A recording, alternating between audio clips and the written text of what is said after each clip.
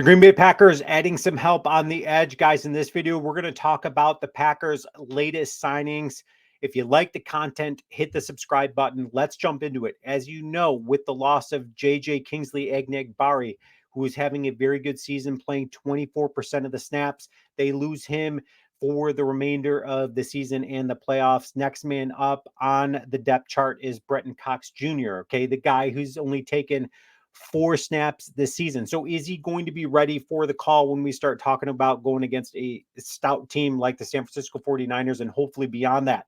Is he going to be the guy, or do they seek help outside the organization? Okay, so you may or may not know, on Monday, the Packers brought in 3 players.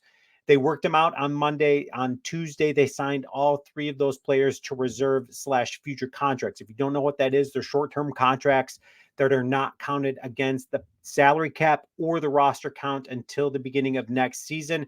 The hope, obviously, was that they have an immediate impact against the San Francisco 49ers and hopefully be on that. So who were they that they worked out and signed?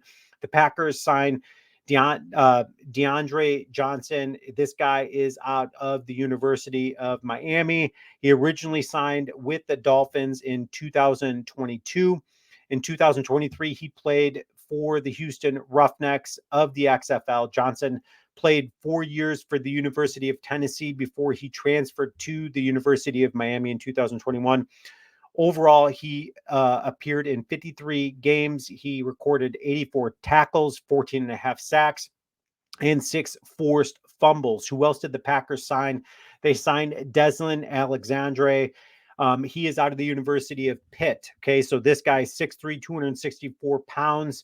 He played 5 years at the University of Pitt. He's an undrafted rookie that was signed with New York Jets back in May. He then was released following training camp and then spent some time during the regular season with the Chicago Bears practice squad.